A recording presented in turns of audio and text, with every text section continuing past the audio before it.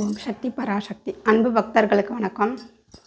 இன்றைக்கி வெள்ளிக்கிழமை பூஜை சிறப்பாக நடந்தது. அம்மாவுக்கு 5 தீப வழிபாடு, குத்து விளக்கு ஏற்றி வைத்து நம்ம வீட்டில் கோயிலில் 5 தீப வழிபாடு சிறப்பு பூஜை நடந்திருக்கு.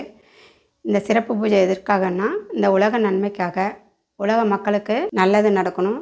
இந்த உலகத்தில் பிரபஞ்ச சக்தியால் நமக்கு இனி வரும் காலங்களில் கலியுகம், இந்த கலியுக காலம் இன்னும் பேரழிவு, இந்த மாதிரி பெரிய அழிவுகள் வர்றதை தடுக்கிறதுக்காக தான் இந்த பிரபஞ்ச தீபம் ஏற்றி வைத்திருக்கோம். மக்கள் எல்லோருமே பிரபஞ்ச தீபம் குத்து விளக்கு ஏற்றி வழிபடலாம். அகல் விளக்குலேயும் 5 தீபம் ஏற்றி வழிபாடு செய்யலாம்.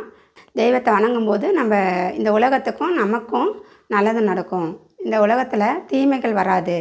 ஏன்னு சொன்னால், தீமைகள்னால் என்னென்னா, இப்போ போர் நடந்துகிட்ருக்கு, மக்கள்லாம் ரொம்ப அவதிப்படுறாங்க. அந்த மக்களுக்காக நாம் இங்கே தீப வழிபாடு செஞ்சு வேண்டிக்கிறோம். இந்த தீபம் சாதாரணம் கிடையாது. தீப வழிபாடுங்கிறது பெரிய அருள் பெரும் ஜோதி, தனிப்பெரும் கருணை. அந்த ஜோதியில் அனைத்து தெய்வ தேவர்களும் எல்லாரும் இருக்காங்க, வீட்டில் இருக்காங்க. அதனால் அந்த தீப வழிபாடு, பிரபஞ்ச தீப வழிபாடு நாம் செய்யும்போது இந்த உலகத்துக்காக தீமைகளை தடுக்கப்படும் சக்திகள் தெய்வ அருளால் நம்ம வணங்கி வேண்டிக்கும்போது அந்த தெய்வங்கள் நமக்கு அருள் புரிவாங்க. பூமி அதிர்வு, நிலநடுக்கம், நெருப்பாலையும் காற்றாலையும் மழையாலையும் அழிவு ஏற்பட்டுட்டு தான் இருக்குது. வருஷம் நமக்கு இது நம்ம பார்த்துட்டு தான் இருக்கோம். அதனால் இன்னும் வருங்காலங்களில் கடவுள் இன்னும் கலியுகம் முற்றும். அதனால் அந்த முற்றும் காலங்களில் கூட நம்ம இந்த பிரபஞ்ச தீப வழிபாடு செய்யும்போது கண்டிப்பாக அந்த பிரபஞ்சங்கிறதே ஐம்புலன் சக்தி தான். அந்த பிரபஞ்சத்தை நாம் வழிபாடு செய்யும்போது இந்த பிரபஞ்சமும் தெய்வங்கள் தான். அந்த தெய்வங்கள் அவங்கள நம்ம வேண்டி வணங்கி கேட்கும்போது கண்டிப்பாக சாந்தி பெற்று அந்த இயற்கை சீற்றம் நமக்கு பேரழிவை உண்டாக்காது.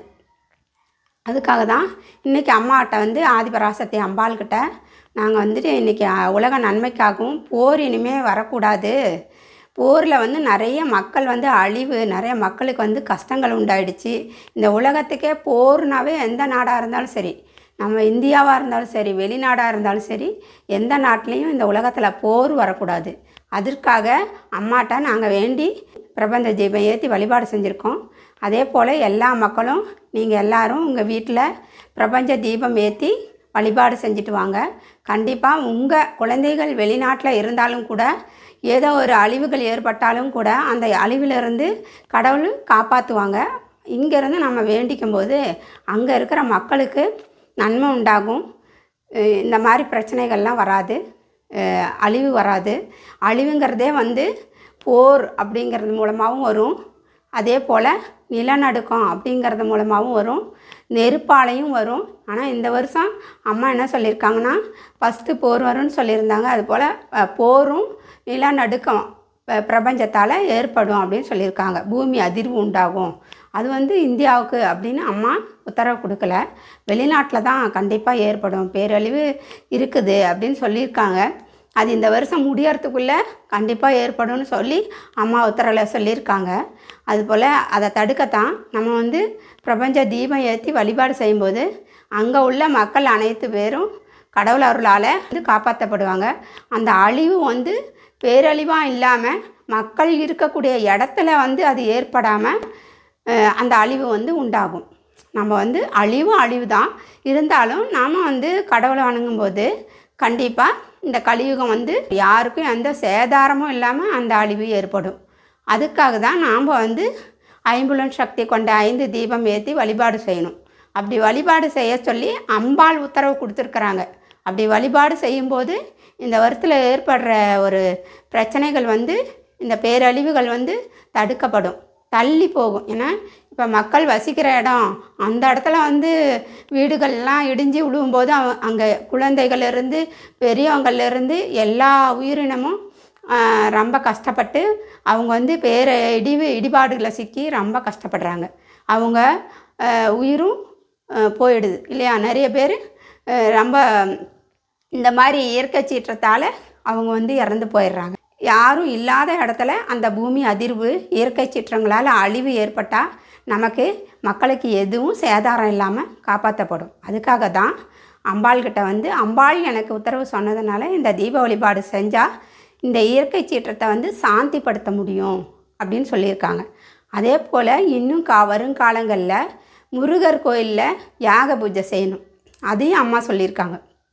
முருகன்கிறவ சிவனோட அம்சம், சிவ அம்சம் இல்லையா? சிவ அம்சம் கொண்டவர் தான் முருகப்பெருமான். அந்த முருகப்பெருமான் ஆலயங்களில் யாக பூஜைகளை செய்து வந்தால் நடந்துட்டுருக்கிற போரும் நின்று சமாதானமாகும், சாந்தி பெறுவாங்க. அதுபோல் இனியும் போர் வராமல் நம்ம நாட்டுக்கு, இந்த உலகத்தில் எந்த நாட்டுக்கும் போர் வராமல் காக்க முடியும். முருகப்பெருமான் அருளாலே எல்லாம் சிறப்பாக நல்லபடியாக மக்கள் வந்து நல்லா இருப்பாங்க. அதுபோல் எல்லா ஆலயங்கள்லேயும் முருகர் ஆலயங்களில் யாக பூஜைகள் நடத்தினா நல்லாயிருக்கும். அம்மா வந்து இது உத்தரவில் சொல்லியிருக்காங்க. அதுபோல் அதுக்காக நான் மக்களுக்கு சொல்கிறேன், எல்லா முருகர் ஆலயத்துலேயும் யாக பூஜை செஞ்சு சிறப்பு பூஜை செஞ்சு வழிபாடு செஞ்சால் இனி இந்த உலகத்துக்கு போர் வராது, இயற்கை சீற்றம் கூட வந்து தள்ளி போகும். எதனா நம்ம மக்கள் வாழ்கிற வசிக்கிற இடம் அல்லாது வேறு இடங்களில் யாருக்கும் எந்த பாதிப்பும் இல்லாமல் அந்த இயற்கை சீற்றம் வரும். அது மாதிரி அம்பாள் உத்தரவில் சொல்லியிருக்காங்க. அது மாதிரி பண்ணால் நல்லாயிருக்கும், மக்கள் அனைவரும் நல்லா இருக்கணும், நம்ம எல்லாரும் நல்லா இருக்கணும். அதுக்காக தான் இந்த உலக மக்கள் அனைவரும் நல்லா இருக்கணும்னு வேண்டி அம்மாட்ட வேண்டிக்கிட்டேன். பிரபஞ்ச தீபம் ஏற்றி வழிபாடு இன்றைக்கி சிறப்பு வழிபாடு செஞ்சுருக்கு. எல்லார் மக்களுக்கும் நல்லது நடக்கணும், இந்த உலகம் நன்மை பெறணும். இயற்கை சீற்றங்களால் எந்த மக்களுக்கும் எந்த ஒரு பிரச்சனையும் இல்லாமல் மக்கள் அல்லாத இடத்துல இயற்கை சீற்றங்கள் சமாதானப்படணும். சீற்றங்கள் வராமல் இருந்தாலும் இன்னும் நல்லது. அதுக்கு கூட நம்ம தான் ஏற்பாடு பண்ணணும். தெய்வ வழிபாடு சிறப்பாக செஞ்சால் கண்டிப்பாக இயற்கை சீற்றம் சாந்தி பெற்றாலே போதும். தீப வழிபாடு ஐம்புலன் சக்தி கொண்ட இந்த பிரபஞ்ச சக்திக்கு நாம் வந்து சந்தோஷத்தை கொடுத்தாவே போதும். சந்தோஷம்னா என்ன? அவங்கள தீபம் ஏற்றி வழிபாடு செய்யணும், சிறப்பு பூஜை செய்யணும். முருகப்பெருமான அருளாலே நம்மளுக்கு வந்து முருகர் சிவனோட நெற்றிக்கண்ணிலேருந்து அவதாரம் செஞ்சுருக்கார், அவதாரம் பிறந்து வந்திருக்கார். சரியா? அந்த ஆறுமுக பெருமானுக்கு ஆலயங்களில் நல்லா சிறப்பாக அவர் சந்தோஷப்படுற மாதிரி யாகம்னா என்ன? அவரை வந்து அழைக்கிறோம், பெருமானே இந்த உலகத்தை காப்பாற்றுங்க, இந்த கலியுகத்தில் தெய்வமே தேவர்களை காத்து ரச்சித்த தேவசேனாபதியே வந்து இந்த உலகத்தை காப்பாற்றுங்க, வாங்க. இந்த இயற்கை சீற்றங்கள்லாம் உங்கள் அருளாலே தான் சமாதானமும் சாந்தியும் பெறும். இந்த உலக மக்கள் எங்களுக்காக நீங்கள் தான் வந்து அருள் புரியணும், காப்பாற்றணும் அப்படின்னு நம்ம வேண்டிக்கிட்டு தான் இந்த பூஜையை நம்ம வந்து யாக பூஜையை ஆலயங்களில் நம்மளுக்கு முருகப்பெருமானுக்கு நம்ம செய்கிறோம். அதுக்காக தான் இந்த பூஜை வழிபாடு எல்லாமே நமக்காக. அந்த முருகப்பெருமானும் எல்லா தேவர்களும் வந்து நம்மளை காப்பாற்றுவாங்க. கலியுக காலத்தில் நம்மளுக்கு வந்து எந்த ஒரு சீற்றங்களோ பேரழிவோ இல்லாமல் நம்ம நல்லா இருப்போம். அதுக்காக தான் இந்த இன்றைக்கி பூஜை வழிபாடும் இந்த 5 தீப வழிபாடும் அம்மா சொன்னது போல் நாங்கள் செஞ்சு வழிபாடு செஞ்சுருக்கோம். இந்த உலகத்துக்கு எந்த பேரழிவும் இல்லாமல் நல்லபடியாக இருக்கணும், எல்லா மக்களும் நல்லா இருக்கணும்னு வேண்டிக்கிறேன், அம்பாளை வேண்டிக்கிட்டேன்.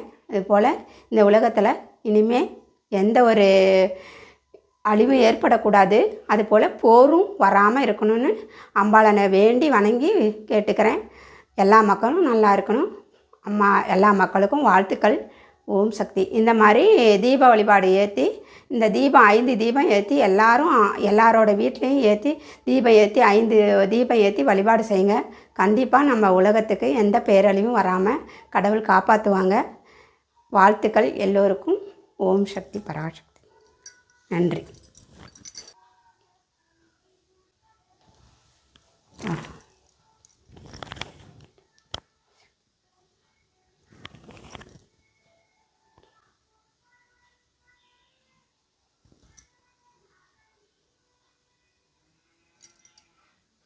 ஓம் சக்தி பராசக்தி. ஓம் சக்தி பராசக்தி. ஓம் சக்தி பராசக்தி. ஓம் சக்தி பராசக்தி. ஓம் சக்தி பராசக்தி. தேவி பராசக்தி தாயே, இந்த உலகத்துக்கு நீ துணையாக இருந்து காப்பாற்றணும். இந்த கலியுகத்தில் எங்களுக்கு அம்மாவும் அருள் வேணும், ஆசி வேணும். நீ துணையாக இருந்து எங்களை மக்களை அனைவரையும் நல்லபடியாக வாழ வைக்கணும் ஆத்தா. எப்பவும் நீ எங்களுக்கு துணையாக இரும்மா. இந்த உலகத்துக்கு எந்த இயற்கை சீற்றங்களாலேயும் அழிவு ஏற்படக்கூடாது.